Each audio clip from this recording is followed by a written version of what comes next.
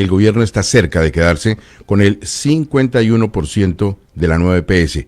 ¿Eso qué significa exactamente? Gustavo, significa que el gobierno está a punto de convertirse en el accionista mayoritario de la EPS más grande del país, con cerca de 12 millones de afiliados, y que es clave, digo la nueva EPS, para el plan que tiene el presidente Petro para el sistema de salud en Colombia, el sistema de salud que el presidente y el gobierno quiere implementar en el país. ¿Y cómo piensa lograr ese control, Espinosa? La estrategia es que las cajas de compensación, que hoy tienen el 50,1%, le cedan una parte de sus acciones al Estado. Con eso el gobierno llegaría, nos han dicho nuestras fuentes, al 51% y tomaría el control como mayoritario. Ahora, esta negociación que nosotros ya habíamos anticipado hace varios meses después de una resolución de la Superintendencia de Salud, no está fácil, pero luego le cuento por qué. Luego me cuenta porque empezó con sus misterios. ¿Para qué quiere ese control de la nueva EPS el gobierno, Espinosa? Dos razones fundamentales. La primera, convertir la nueva EPS en el gran receptor de los usuarios que quedan sin aseguradora por las liquidaciones de otras EPS que muchos creen vienen caminando. Y la segunda, habilitar una figura llamada crédito interinstitucional desde el Ministerio de Hacienda para dar liquidez inmediata y pagar billones de pesos que la nueva EPS debe a hospitales y a clínicas, particularmente del sistema de salud público. Pero eso es inyectarle plata como capital, capitalizar la nueva EPS, ¿o no? No, me explican que no es igual a una capitalización, es más bien un traslado de recursos mediante un crédito, una figura que solo funciona, este crédito interinstitucional, que solo funciona si el Estado tiene el control de la EPS porque solo se permite entre entidades del Estado. Ahora, vale la pena preguntar, como me dijo un abogado experto en estos asuntos, si con el 51% de las acciones la nueva EPS se podría considerar como una entidad estatal. Pero mire, aquí hay una cosa que es básica. ¿Cuánto vale la nueva EPS? Ese es el problema, Gustavo, por eso le decía que más tarde le explicaba por qué esta transferencia de acciones o esta cesión de acciones está tan complicada. Nadie sabe cuánto vale. ¿Por qué no? Porque no hay estados financieros de 2023 ni de 2024, no hay información de patrimonio, de deudas, de pérdidas, de nada. Es imposible conocer, cuando son las 7:13 de este miércoles, cuánto vale la nueva EPS y cuánto vale su acción. Pero si no sabemos cuánto vale, si no sabemos cuánto vale la acción, entonces el gobierno está negociando a ciegas. Sí, completamente. Estaría adquiriendo una empresa con pasivos de billones de pesos sin conocer su situación real. Es un riesgo, por supuesto, que es enorme, creen muchos, para los funcionarios de Hacienda que decidan autorizar esta cesión de acciones. ¿Qué dicen en el Ministerio de Hacienda, Espinosa? Hacienda tiene muchas dudas, Gustavo. Para algunos funcionarios, asumir más participación es también asumir un problema sin la información completa y necesaria. Recuerde también que ni siquiera existe una auditoría que permita que estos procedimientos puedan avanzar, y hacerlo sin esa información financiera básica podría convertirse en un detrimento patrimonial para Colombia. Seguramente del interés de la Contraloría, que ya en las últimas horas y días ha estado muy pendiente de algunas otras cosas que pasan en otras entidades del Estado, como Ecopetrol. Espinosa, ¿y por qué las cajas de compensación están dispuestas a ceder? Pues Gustavo, porque la nueva EPS se ha convertido en un problema, pero es cierto que ellos quieren salir del control, pero también quedan en riesgo. Si ceden las acciones gratis, quien firme podría tener responsabilidades por, entre comillas, regalar un activo. Si lo hacen por un valor X, el Estado pagaría por unas acciones cuyo valor, como digo, es desconocido. En ambos casos hay problemas, y acá, en este punto de si las acciones tienen que entregarse de manera gratuita o no, siguen las discusiones. Espinosa, ¿la transacción ya está cerrada? No, está acordada, digamos de palabra, pero no firmada. Falta la aprobación final de Hacienda, que se ha tardado mucho en resolver si finalmente acepta o no acepta la cesión de acciones. Las cajas dudan si entregarlas a título gratuito, digo las acciones, o a título oneroso, es decir, cobrando alguna plata por ellas. Y mientras tanto nombraron un nuevo interventor. Eso es un mensaje, eso tiene que tener un significado, Espinosa. Claro, el señor Luis Óscar Gálvez, que nosotros también lo anticipamos con Alfonso Ospina el viernes. El señor Gálvez ya ha tenido controversias por manejos, digamos, dudosos en otras entidades. Hay dudas sobre su historial frente a la UIAF, a la Unidad de Análisis Financiero, y a los sistemas de control de lavado de activos. Hay, creo, Gustavo, congresistas que ya están haciendo preguntas sobre esto a través de derechos de petición.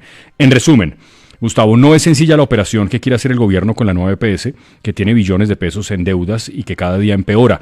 Solamente en los últimos días, en Cali, la Clínica de Occidente y la Clínica Versalles decidieron que no van a seguir prestando servicios a los pacientes de nueva EPS, y la Personería de Bogotá, hace unas horas, alertó que la nueva EPS, aquí en Bogotá, enfrenta una crisis tremenda. Entre enero y septiembre acumuló el 22% de todas las quejas, tiene casi 2.000 reportes por falta de atención, mientras el gobierno sigue insistiendo en que el problema es que se siguen robando la plata, a pesar de que la nueva EPS está intervenida por ellos desde hace mucho más de un año. Sígale echando lupa porque yo sigo pensando en la famosa capitalización, aunque puede que no sea la palabra correcta, y se lo digo por esto. Ese crédito es impagable. ¿De dónde van a salir los recursos para pagarlo? Además que no genera utilidad, por el contrario, es un crédito para pagar deuda, sí, y no para mantener operaciones. Es una capitalización oculta. 21 billones de pesos, Gustavo, es lo que el último reporte de la Contraloría encontró que puede deber la nueva EPS, pero en efecto, Gustavo, es una deuda impagable. Para muchos, incluso si el gobierno tuviese la buena voluntad de salvar la nueva EPS, no parece sencillo cuál es ese camino, sobre todo que el próximo año las cuentas públicas, ya más tarde hablamos de eso, están muy enredadas porque el recaudo sigue estando bajito, porque la tributaria no la van a aprobar y porque hay mucho gasto, poco recorte, y cuando usted, economía familiar básica, ingresa a un bolsillo menos de lo que está gastando, pues las cosas se complican. Antes de saludar a nuestra siguiente invitada, noticia económica hasta ahora, Mr. Dólar.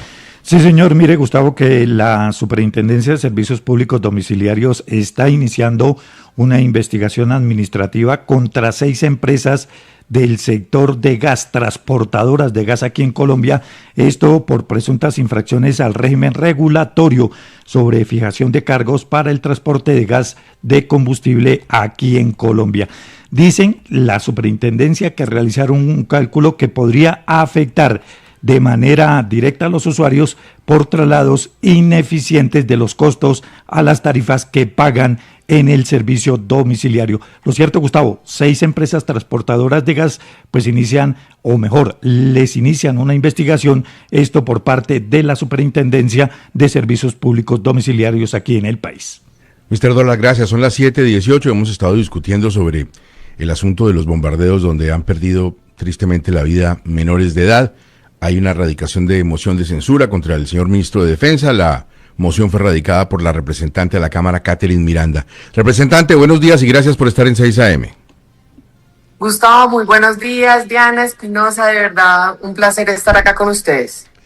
Doctora Catherine Miranda, a todos nos duele la muerte de estos niños y el uso de la delincuencia que hace pues de ellos. Son unos menores que están expuestos a la guerra, al reclutamiento ilegal, y todos tenemos que lamentarlo. Pero la situación, supone uno, tiene que ir un poco más allá de la situación dolorosa. ¿Ustedes están seguros de que el ministro no tomó las previsiones del caso antes de bombardear, de que se apresuró o de que se equivocó? ¿Qué es exactamente lo que lo pone en esta situación en el Congreso? Gustavo, yo creo que el gobierno nacional en cabeza del ministro tiene mucho que explicar, porque el bombardeo se dio el día 10 de noviembre, donde Petro sacó un trino y hay unas comunicaciones por parte del ministro de Defensa, donde dice que Petro autoriza y ejecuta el bombardeo en contra del campamento de alias Pescado. Pero también dice que esto se presenta como una operación de ofensiva contra efectivamente este bloque insurgente, pero adicionalmente dicen que hubo 30 agentes de investigación, 500 días de seguimiento, 25 informes de táctica operacional, 12.000 informes de inteligencia y 15 fuentes de informantes.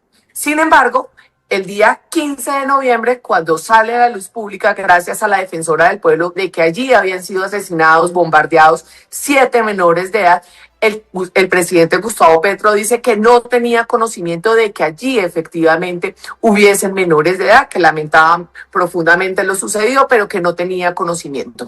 Entonces, acá tenemos que hacer una clara distinción, si efectivamente es una operación ofensiva o si efectivamente es una operación defensiva, como posteriormente lo dijo Gustavo Petro, en que había que defender la vida de 20 soldados. Hay una diferenciación clara y de eso depende efectivamente si hay una violación al derecho internacional humanitario o no. Los principios del derecho internacional humanitario dicen que el principio de distinción necesitamos saber si había civiles o menores y si lo conocía el gobierno nacional. Cumpliendo el principio de proporcionalidad, si el ataque era justificable frente al posible daño.